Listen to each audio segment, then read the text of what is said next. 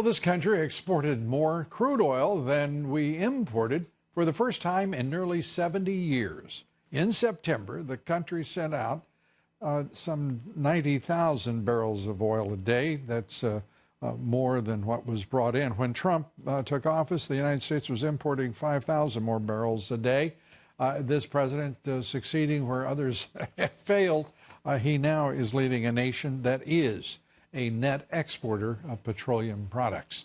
Well, joining us tonight in his first television interview as the new Secretary of Energy, Dan Brouillette. Great to have you with us, Mr. Secretary. Congratulations, and this is a happy time, I would think, to be the Secretary of Energy as an energy-independent nation.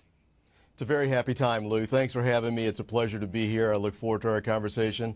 I have to tell you, this is probably the most exciting time, at least in my lifetime, to be in the energy business. The oil it's an extraordinary story.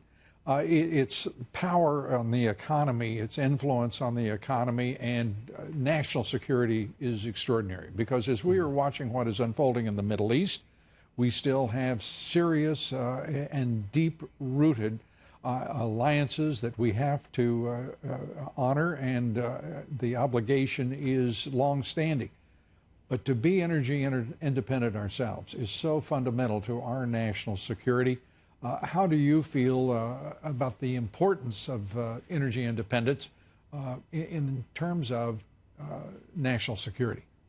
You're absolutely right, Lou. So let me just take a quick step back. You mentioned Sure. at the opening, that for the first time in 70 years, we are now a net exporter of petroleum products. That's only part of the picture. The other part of the picture is the actual production here in the United States. We are now the world's largest producer of oil and gas, larger than Saudi Arabia, larger than Russia.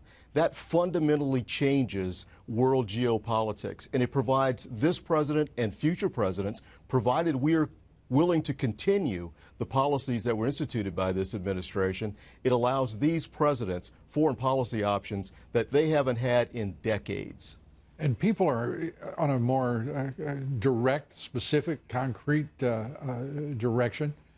You go to the gasoline pumps in this country, and you look at the price, and you think, I'm in the wrong year. It's stunning to see $2 and something gasoline in most parts of the country. That's absolutely correct, and that's again a function of our ability to produce crude products, gas products here in the United States. And the president has done an absolutely phenomenal job in ensuring that we will take care of our own security. And by doing that, by taking care of our energy security, as you just pointed out earlier, we're also taking care of our national security. And we're not only doing it here in the United States, Lou, we're doing it around the world. I am from Louisiana. I was born and raised down there. I can tell you it's a natural gas producing state. Sure. The president was just down there a few months ago looking at an enormous facility down in Cameron Parish, created 10,000 jobs in this one facility to export liquid natural gas. And a report just came out from the European Commission just today, as a matter of fact, or yesterday, very recently, that shows the exports from the United States to the European Commission have increased 600% in the last 18 months. That's since President Trump met with the former president of the European Commission. Well, it's a terrific story. Within that, there is the mix of energy sources that are going to be critically important in the years ahead. There are huge questions like the idea that nuclear energy will be important in the Middle East of all things. And that is a very difficult policy choice, national security choice, as well as energy policy choice that the president is going to be faced with. It's complex and it is profound, is it not? It is indeed, Lou. It's a very complex issue.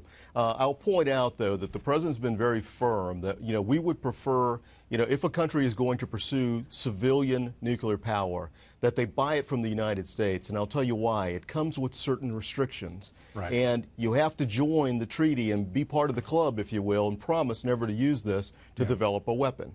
And I hope that we're involved in a lot more than promises before we get involved in that. I agree. No, Mr. it is. Secretary, great to have you with us. We wish you all the best of luck. Thanks.